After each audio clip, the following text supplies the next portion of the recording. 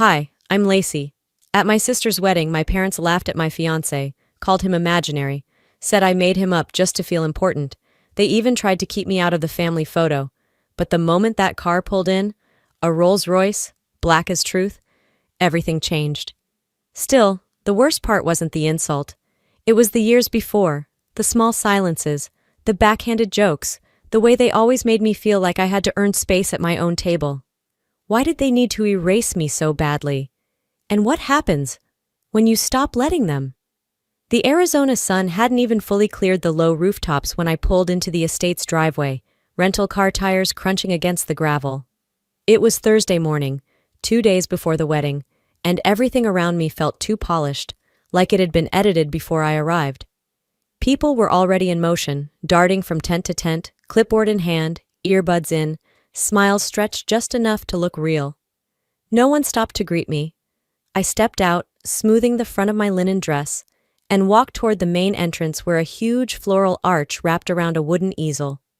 It held a printed layout of the weekend: Friday welcome dinner, Saturday ceremony, Sunday farewell brunch, names and times neatly arranged in soft blush fonts. My eyes scanned quickly. Shannon, maid of honor, Claire. Bridesmaids, Naomi, Priya, Zoe. Family procession. Mom escorted by Uncle Brian. Nothing. No Lacey, not even a vague title like family guest speaker or readings. I wasn't just left out. I'd been edited out. I stood there for a long second, pretending to study the brunch menu printed next to the schedule. Inside, my stomach curled in the way it always did before I stepped into a room full of people who used to love me out loud. In the living room, cousins were unboxing coordinated floral robes, squealing about monograms and facials. I slipped in and smiled, but no one made space for me on the couch. Claire, the new maid of honor, gave me a hey that was just a tone higher than polite. Shannon floated in behind her, hair perfectly coiled, barefoot, holding a green juice. "Lacey, you made it," she said, giving me a side hug. "You're staying at the Airbnb, right?" "The one near the lake? Yeah, just got in this morning." "Oh, perfect. That one's so cute, very... you." I hesitated before asking, "Do I need to come in for a dress fitting?" Her eyes flicked to Claire, then back to me with a practiced smile. "Oh, I figured you'd prefer to just relax and enjoy the weekend. The bridesmaid stuff is kinda hectic, and I know you're not big on pastels." That was it. No warning. No, "Hey, hope you're okay with this."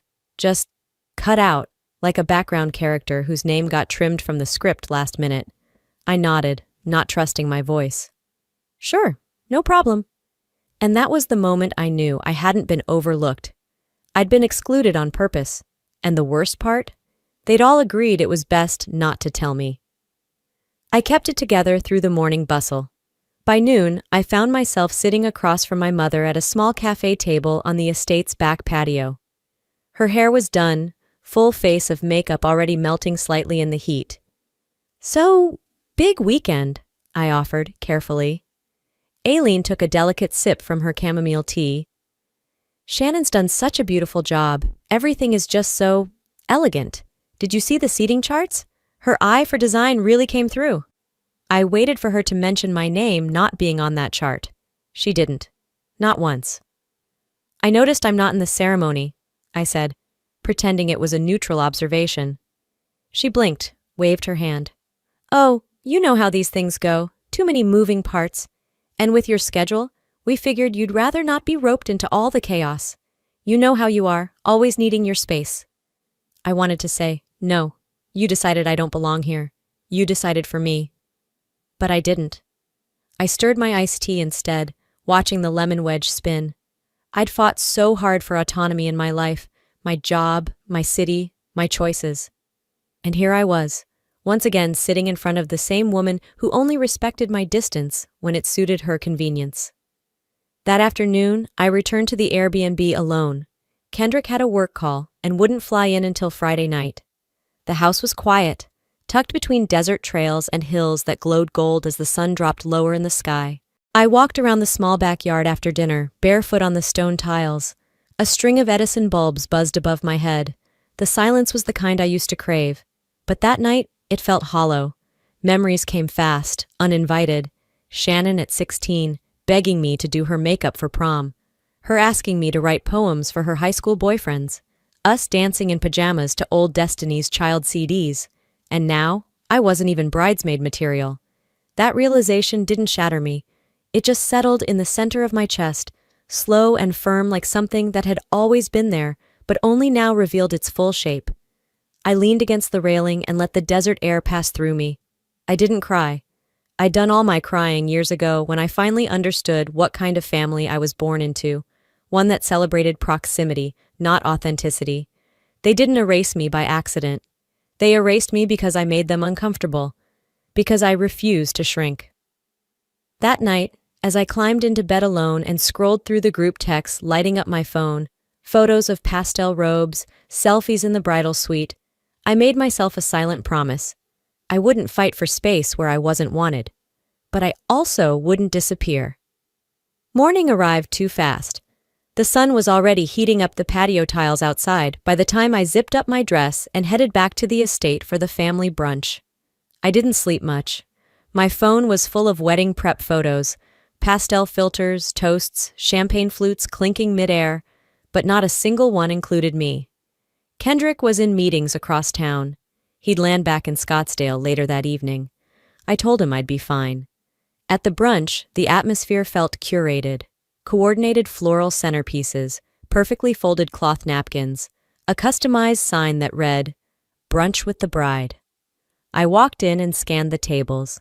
Shannon and the bridal party were at the main family table near the front windows, laughing, sipping mimosas. My name card was nowhere near theirs. Instead, I found mine wedged between two distant cousins I barely remembered, one of whom was already deep in a conversation about fantasy football. I sat down and smiled politely, nodding through a story I wasn't part of. Out of habit, I reached for the pitcher of orange juice near the mimosa bar. As I poured, I overheard my mother's voice behind me, light, amused, not trying to be discreet. "She says he's in aviation," Aileen said. "But who even knows what that means anymore?" Judith responded, a bit louder. "I swear, at this point I think she just pulls pictures from Pinterest and says, 'That's him.'" They burst out laughing. I didn't turn around. I didn't confront them. My hand tightened around the glass stem just enough to steady it. I lifted it slowly and walked back to my table, careful not to spill anything. They were talking about Kendrick, about the man I had built a life with, the one who sent flowers to my mother on her birthday, even when she didn't reply, the one who respected the silences I didn't know how to fill with my family. And they reduced him to a punchline. Part of me wanted to believe they were just joking, that it wasn't personal. But the laughter said otherwise. It wasn't just casual mockery. It was targeted. It was meant to diminish, to chip away at what little space I'd carved out for myself in this tightly controlled narrative they'd all agreed on without me. A little while later, Shannon stood and clinked her fork against a glass. "Okay, everyone. Before we head to the spa, let's take some group shots for the wedding album." She gestured toward the staircase near the floral arch, where a photographer had already begun setting up. Everyone rose, buzzing with energy, shuffling toward the photo area. I followed, walking slowly behind them. Judith's voice again, this time aimed at Shannon. "You know, why don't we have Claire stand next to you instead of Lacey?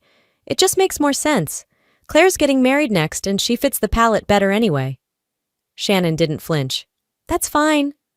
No one disagreed, not even my mother. Claire smiled like it was a favor she hadn't asked for. I stood there for a moment, a few feet away from the forming group. A cousin called out, "Lacey, can you hold our phones?" So I did. That was my role now. The photographer didn't ask me to step in. He just clicked away as they posed. Shannon beaming in the center, flanked by her bridal entourage, all soft pink and curated grace. Claire next to her, hand resting lightly on Shannon's shoulder like they'd been sisters all along. I smiled, because it's what you do. After the photo session, I made my way quietly toward the powder room down the hall. I closed the door and rested both hands on the sink's edge. The mirror was too clean, too honest. I stared at my own face, waiting for tears, but nothing came. My reflection looked calm, too calm. I reapplied my lipstick, blotted it with a tissue, fixed a strand of hair that had come loose. And then I stood there in silence, long enough to breathe, to decide. I would not ask why. I would not beg for space again. This wasn't an accident. It was strategy. Their silence wasn't clumsiness. It was choice. So I chose too. When I stepped back out, no one noticed I'd been gone. No one asked where I went. And I didn't offer. The sun had shifted across the estate, casting longer shadows on the ground. I walked back through the patio, past the mimosa table, past the chatter, past Judith's smug smile. I didn't stop. Let them keep their photos, their pastels, their curated brunch moments. I had something far less polished, but far more powerful. Truth. And it was starting to sharpen inside me. After brunch, I didn't linger. I slipped out through the side patio, past the hibiscus hedge, and circled back toward the guest house where I was staying. My room was still cool and quiet, the curtains drawn just enough to soften the desert light pouring in. I kicked off my sandals and sat at the edge of the bed, hands resting on my knees. I stayed like that for a while, still, breathing. My body was present, but my thoughts were everywhere else. On the mimosa table, on my mother's laugh, on Claire's perfectly timed smile next to Shannon in that family photo. I wasn't angry yet. That would come later. Right now, I was just tired of pretending it didn't sting. By late afternoon, people had started drifting toward the backyard again. There were wine bottles popping, Bluetooth speakers buzzing with old-school R&B, and the faint smell of grilling shrimp skewers wafting through the open kitchen doors. Casual mingling, that's what Shannon called it. A wind-down night before Saturday's big event. I took my time changing. Nothing too flashy, just a navy blouse and jeans. Clean, minimal, forgettable. I didn't want to be noticed. I just didn't want to be erased. The backyard had been strung with lights. Cousins filled the beanbag chairs. Uncles smoked cigars in the far corner, and someone passed around a tray of sangria in mason jars like it was still summer break. I found a seat near the fire pit, nodding politely at the group already there. Shannon was off talking to a florist on speakerphone. My mother was nowhere in sight. Colby, my younger brother, was holding court as usual. Animated, loud, surrounded by people who fed off his energy. At 26, he still carried himself like a frat boy who'd never left orientation week. Someone made a comment about long-distance relationships, and Colby seized it. "You guys seen that photo of Lacey and her fiancé? I swear it looks AI-generated," he chuckled, shaking his head, like one of those stock images you use for pitch decks. A few people laughed, tight, uncomfortable laughs, the kind people give when they don't know whether it's safe to stay silent. I didn't laugh. I didn't even blink. I just stared into the fire, watching the flames distort. Brent was sitting 5 feet away and he didn't say a word. He didn't look at me. No one did. Colby's voice kept going, oblivious. I mean, I'm not saying he's fake. Just, I've never seen him. Ever. And we live in the same damn country.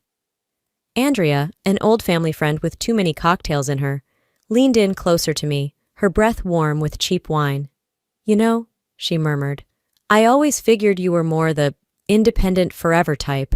Not judging. You just always had that vibe." I turned my head toward her, not saying a thing. Her smile wavered. "I just mean like, you never really needed anyone. That's all." It was meant to sound flattering, but it didn't. It felt like someone reaching into your ribcage and tapping on the one part you tried to keep untouched. I stood up without a word. Didn't excuse myself. Just walked away, through the laughter, past the firelight, down the stone path toward the main house. No one followed me. Inside, the hallway was dim. I slipped off my shoes again to quiet my steps, passing the framed family portraits lining the walls. Photos of Shannon at her college graduation, Colby in his football uniform, a family trip to Yosemite where my face was cut off by a shadow. I paused near the mirror in the hallway. My reflection stared back at me, worn but intact.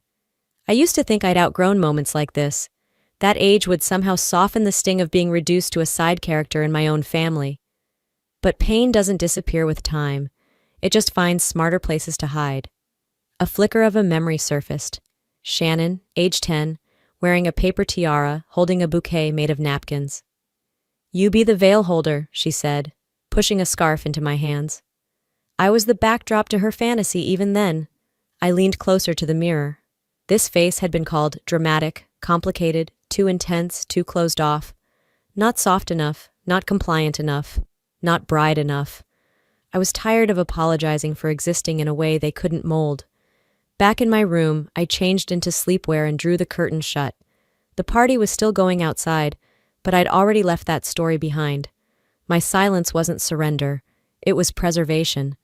Tomorrow, they'd shuffle me again, seat me wherever was most convenient, say things that sounded like compliments but weren't. But I wouldn't bend.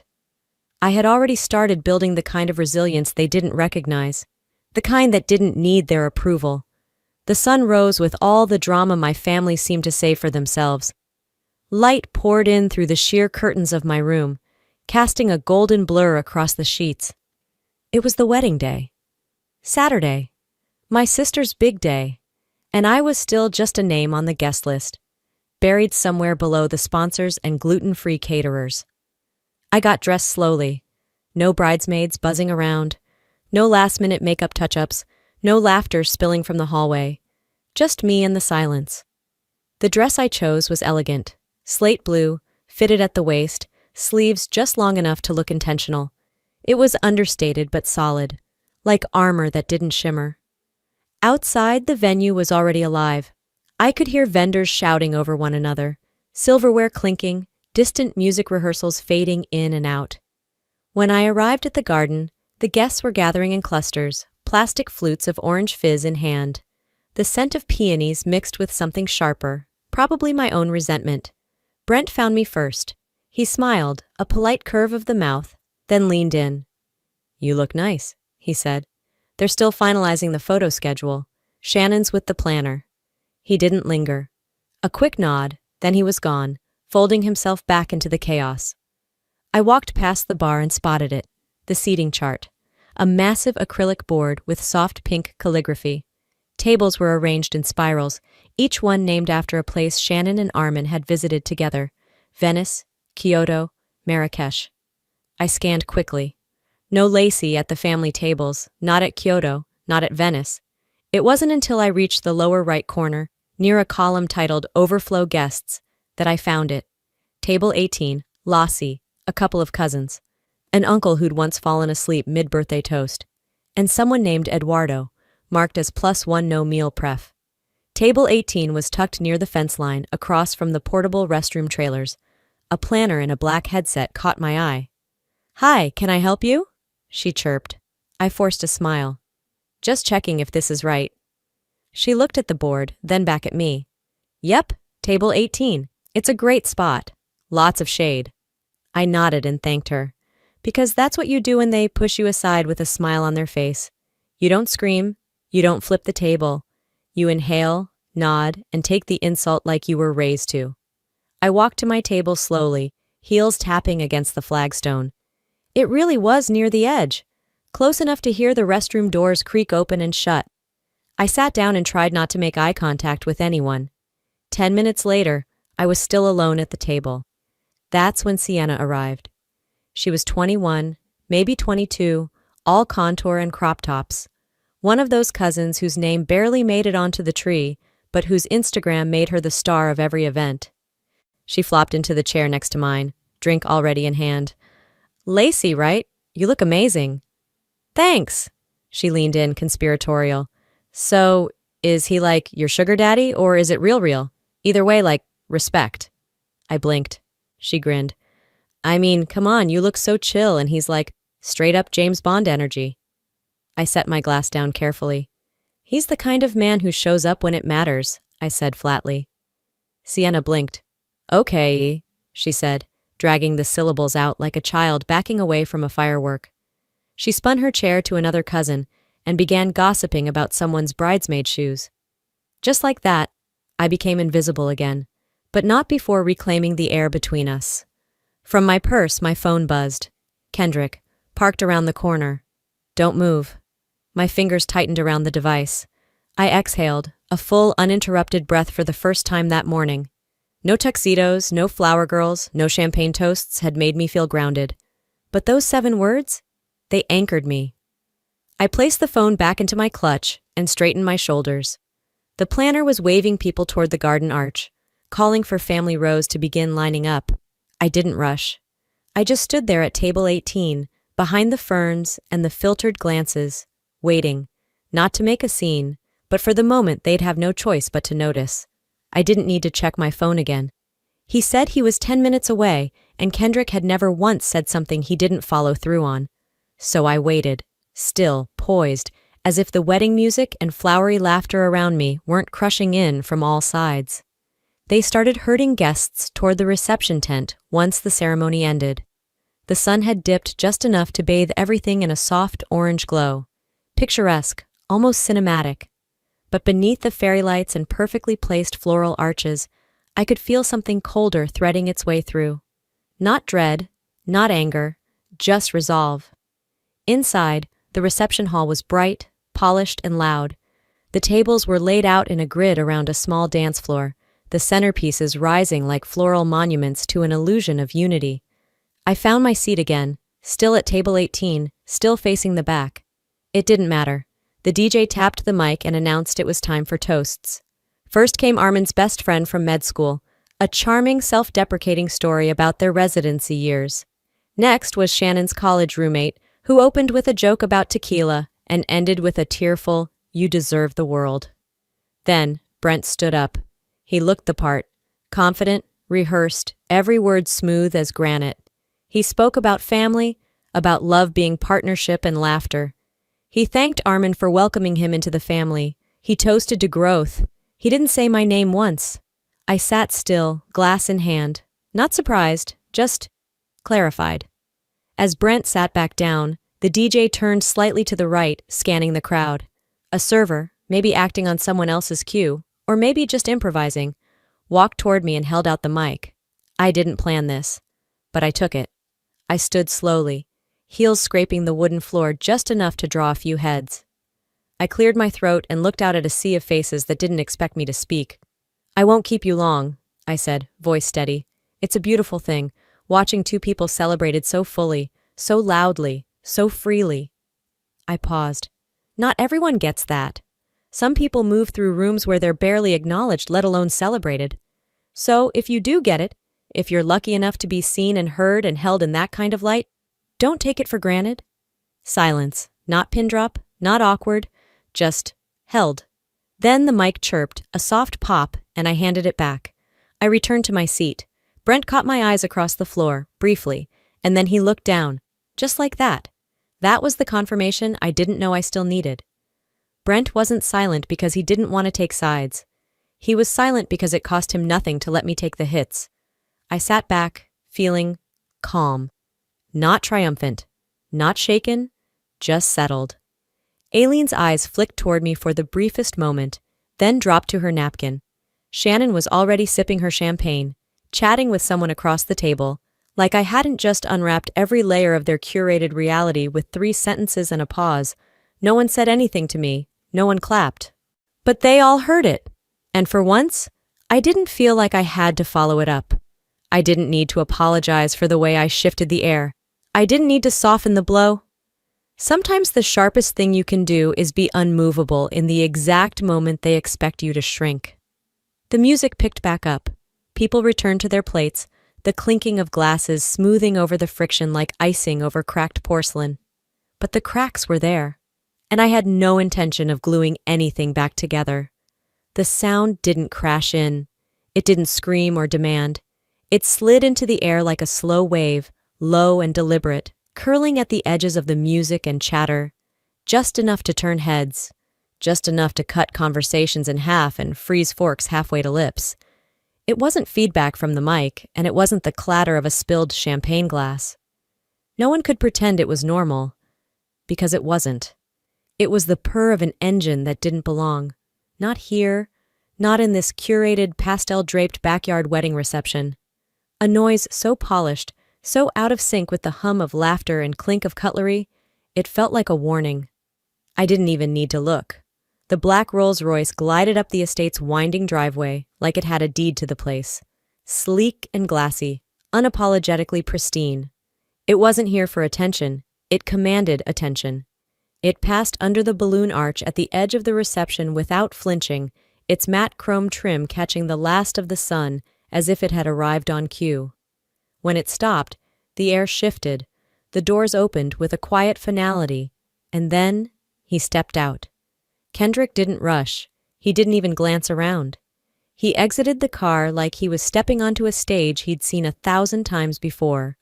The tailored charcoal suit hugged his frame with surgical precision. No tie.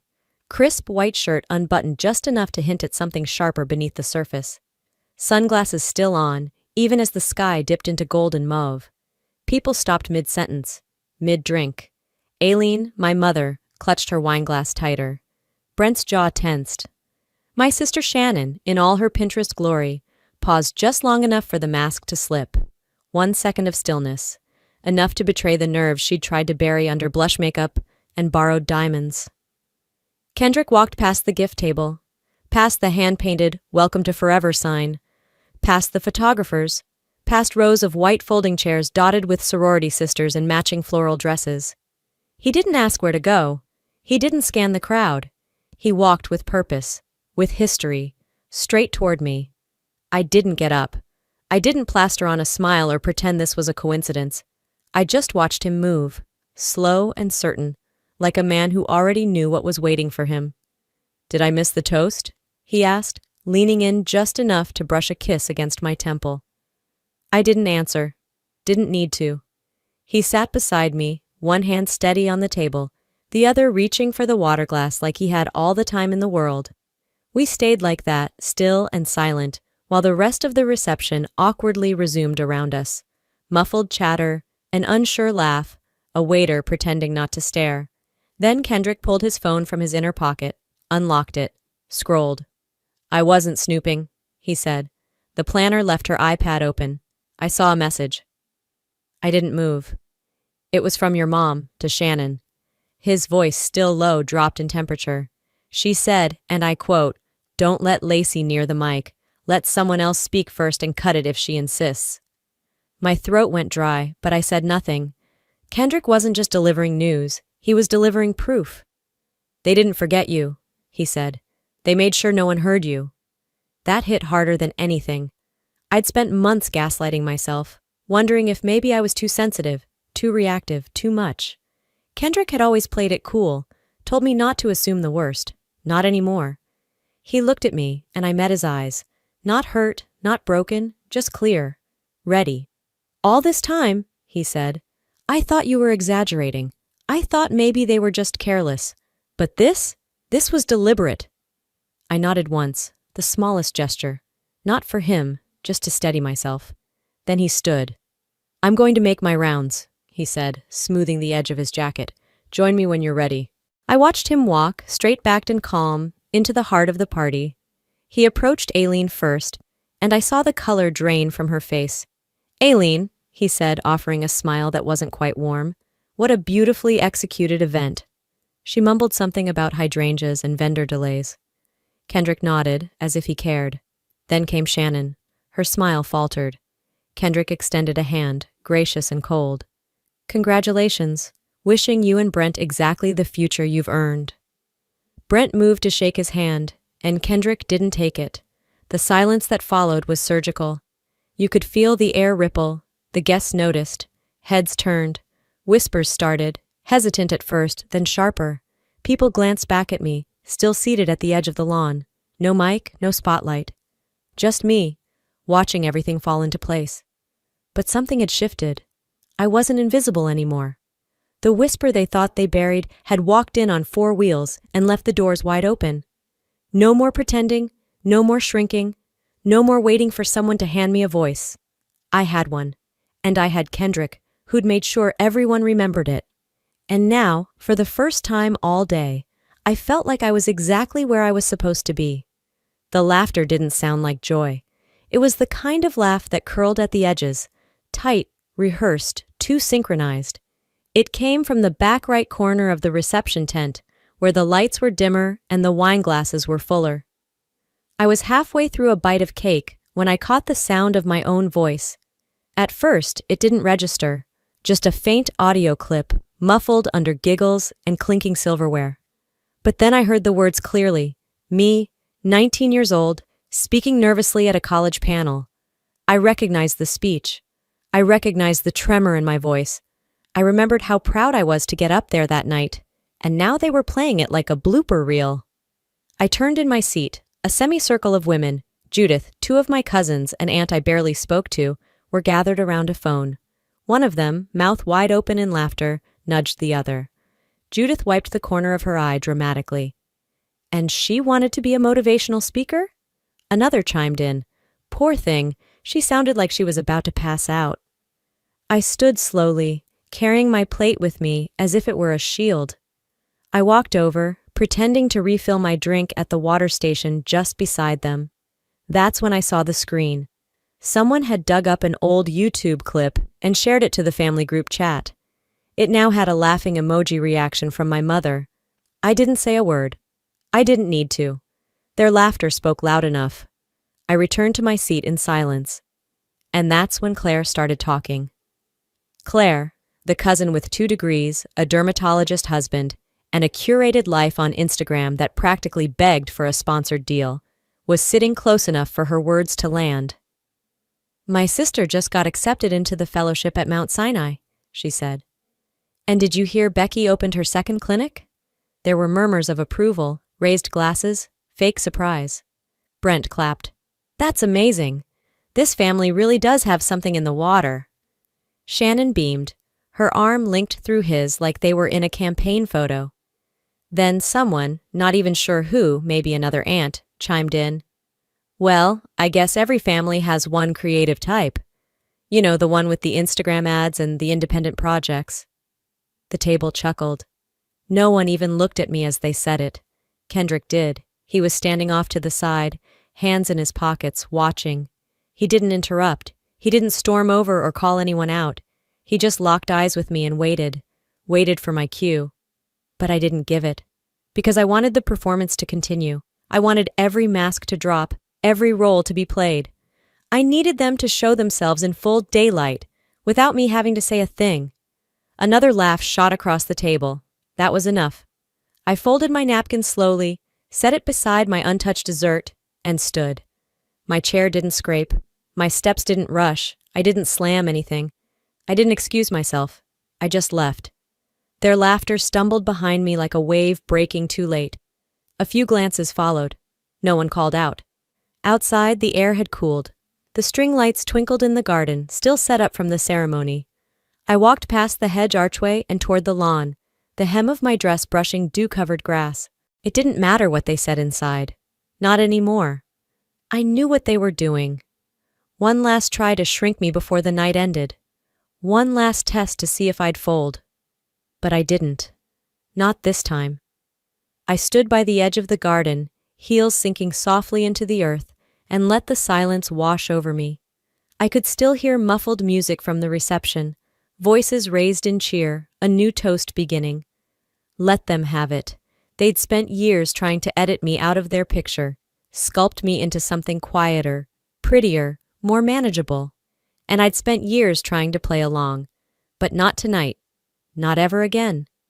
The first snowfall had melted off the New York sidewalks by the time I stepped out of the car. Midtown bustled like it always did. Business suits, coffee cups, tired mothers, urgent strides. But tonight, all that noise faded behind the revolving doors of the Barclay Hotel, where a black and gold banner bore my name. Lacey Fowler, branding in the age of voice 2 weeks. That's all it had been since Arizona, but it felt like an entire lifetime had shifted in those 14 days. In the mirror of the hotel restroom, I looked at the reflection of a woman in a tailored white suit, heels grounded, eyes focused. I didn't check to see if my parents had arrived. They had received their invitation like everyone else, on thick cardstock, embossed in matte ink. You once asked if I was serious, the note had read. I'd like to show you what serious looks like. It wasn't a plea. It was a calendar entry. Their attendance wasn't needed, but I knew they'd come, not for me, for the need to verify if I'd really become the person I claimed to be. The ballroom shimmered under chandeliers as I walked up the side aisle. Kendrick was already near the stage, talking quietly to the AV team. He looked up, gave a short nod. I didn't need more. Rows of chairs were filled. Colleagues, clients, People who had seen my work online and flown out to hear my voice in person. My voice. Not an apology. Not a plea for inclusion. Just presence. And then, in the front row, Aileen and Melvin. My mother's lips were pursed, her expression unreadable. My father wore his gray blazer that he always saved for events with potential. Neither of them smiled, but they didn't look away. That was enough. I stepped onto the stage. The mic was already live, the lights warm but not blinding. "Good evening," I said, calm and deliberate. "I want to talk to you about building something when no one believes you can. I want to talk about starting from a place of invisibility and making that the very reason people can't forget you." I didn't mention Arizona. I didn't speak of my family. But every syllable was a quiet excavation of everything I hadn't been allowed to say for years. People leaned forward, phones came out, notes were taken. But I kept my gaze above them, above the rows, above the noise. I wasn't speaking for approval anymore. When the applause came, it wasn't deafening. It was deep, affirming, the kind that stayed with you long after the room emptied. Later, on the rooftop, the air turned cool and sharp. Aileen approached Kendrick first. "Thank you," she said, tone clipped, "for believing in her when we didn't." He tilted his head, expression unreadable. "She never needed belief," he said. "Just space." A pause. My mother looked at me, opened her mouth, then closed it again. She didn't apologize. And I didn't need her to. I just nodded, then turned away to greet someone from a brand agency who wanted to set up a meeting.